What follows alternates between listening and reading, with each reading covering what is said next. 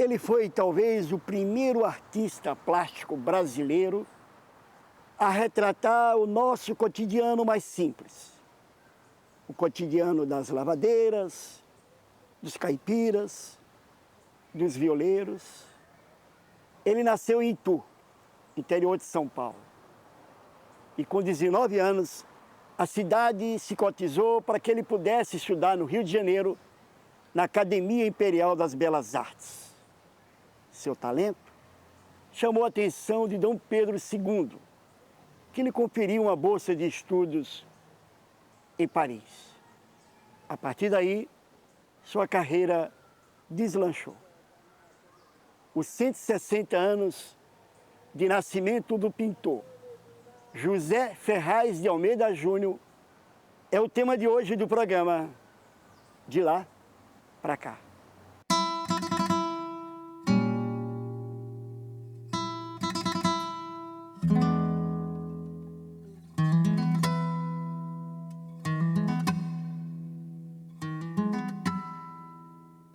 Almeida Júnior nasce em Itu, vai para o Rio de Janeiro, depois volta para Itu, vai para Paris e finalmente se instala na capital paulista.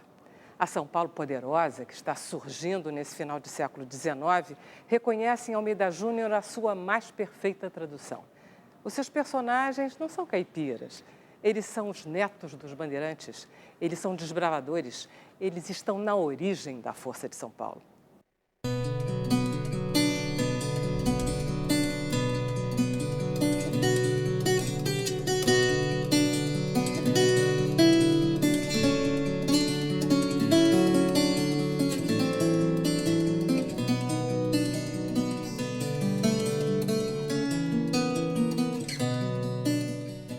Vera Beatriz Siqueira é professora da História da Arte da Universidade do Estado do Rio de Janeiro. Tudo bem? Tudo bom? Tudo certinho? Tudo, e você? Vera, quem foi Almeida Júnior? Bom, Almeida Júnior foi um pintor de formação acadêmica, né? Mas ele era de Itu, no interior de São Paulo, e apesar da formação acadêmica, apesar até de alguns convites para permanecer na academia, ele retorna a São Paulo e se estabelece em São Paulo. Então ele acabou se tornando assim um pintor muito ligado, né, à cidade de São Paulo, às tradições paulistas, ao mundo de São Paulo. E foi um grande nome que depois, quer dizer, já na época dele ele recebeu várias críticas, depois no período do modernismo ele também foi muito elogiado e recentemente ele sofreu uma grande reavaliação crítica assim, do papel dele na nossa história da arte.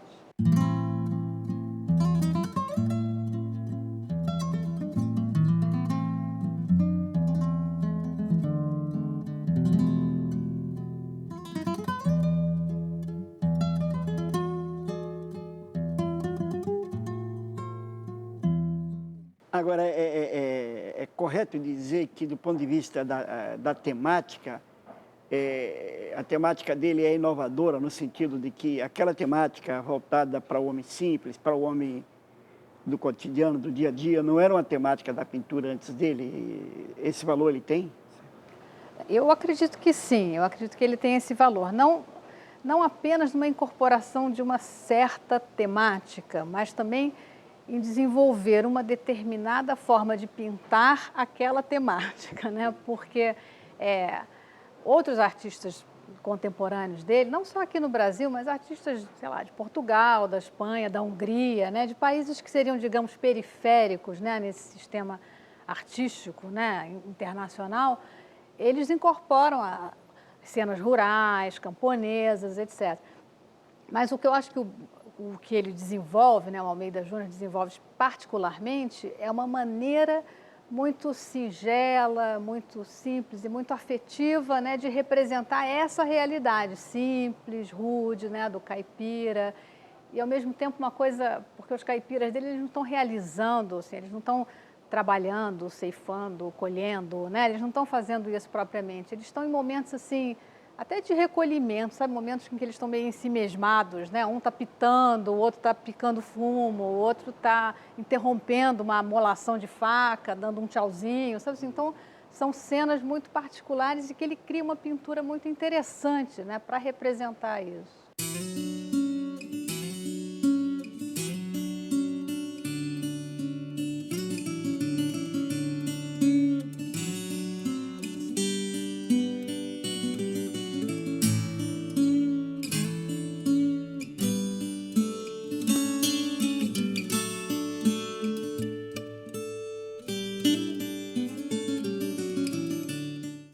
Paulo Sérgio Duarte, é professor da História da Arte da Universidade Cândido Mendes. Tudo bem, professor?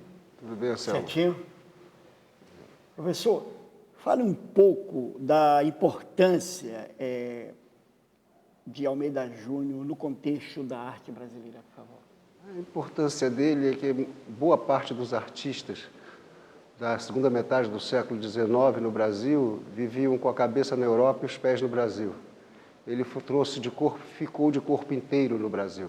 Então sua arte está sentada na terra de uma forma muito explícita e muito característica.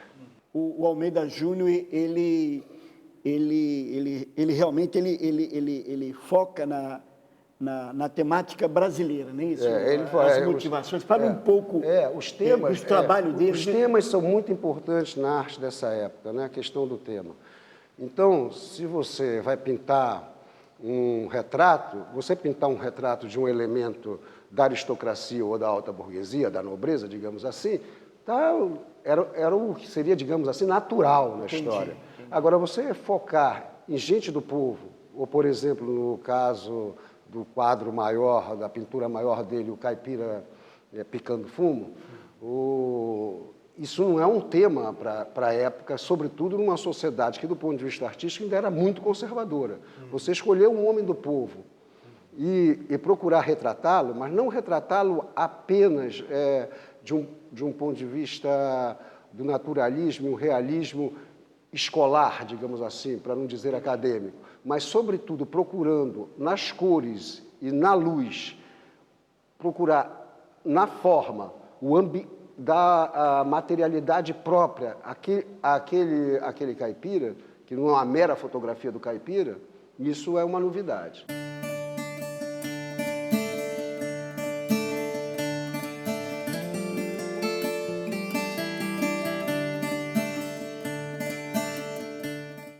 Rodrigo Naves é professor, crítico de arte e tem um artigo chamado Almeida Júnior, O Sol no Meio do Caminho.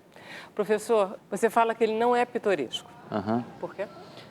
Olha, ele não é pitoresco porque eu acho que ele não está interessado em mostrar cenas de pequenos contrastes, de momentos razoavelmente atraentes, de cenas, digamos assim, de forma pequena, atraentes ou contrastantes na vida caipira. Há um ou outro trabalho em que isso ocorre. O que eu acho que ele tenta é pegar uma certa dimensão típica, ou certas situações ou atividades em que algo dessa dimensão mais típica da vida caipira se mostra. Portanto, não interessa a ele, vamos dizer, pequenos contrastes que dariam uma espécie de sabor à vida no campo, ou à vida camponesa precária dos caipiras do interior de São Paulo, mas sim uma coisa um pouco mais pontual, mais profunda, mais típica, mais característica, nesse sentido. Ele tem esse caráter de novidade? Ele é o primeiro a fazer isso? Não.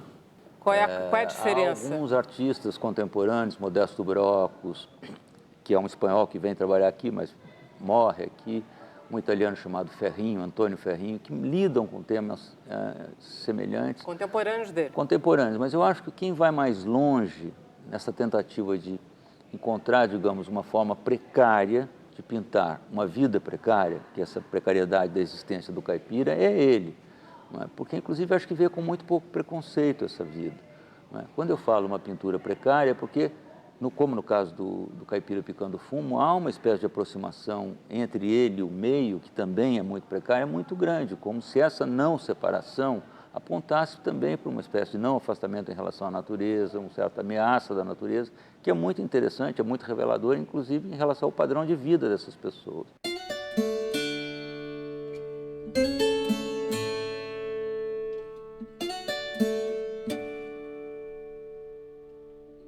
Tadeu Chiarelli é diretor do Museu de Arte Contemporânea da USP e ele é professor e crítico de arte.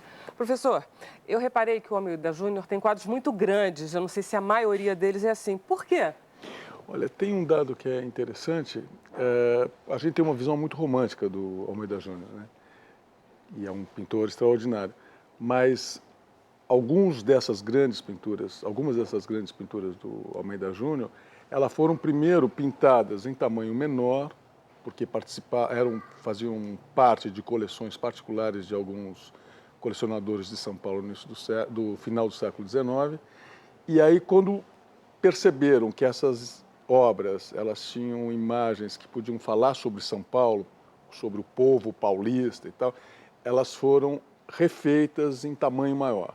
Então, Caipira Picando Fumo, que é uma obra emblemática dele, elas têm sempre uma primeira versão, que eram versões que eram consumidas por esses colecionadores, o que demonstra que existia um projeto efetivo, né, de constituição de um imaginário paulista, sobretudo para ficar no Museu do Ipiranga.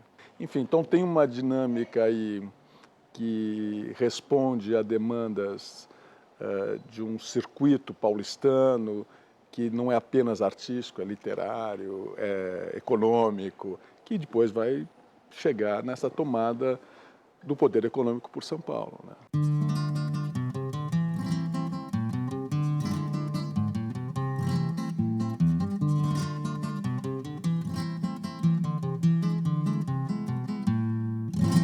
Eu acho que, de fato, ele trouxe para a arte brasileira, naquele período, um embate mais direto com a natureza, com os aspectos atmosféricos, com a luminosidade, com um tipo de absorção da realidade física do país, né? Então, não é apenas aquele artista que vai pintar o caipira, o homem do interior de São Paulo, mas ele também vai tentar estabelecer essa relação mais direta com a natureza brasileira, com a luz, com as cores, não apenas, isso que é um dado interessante, não por um viés apenas de uma vontade de glorificar acriticamente essa mistura do homem com a natureza no Brasil, mas também de uma observação mais crítica dessa realidade, dessa natureza física do país.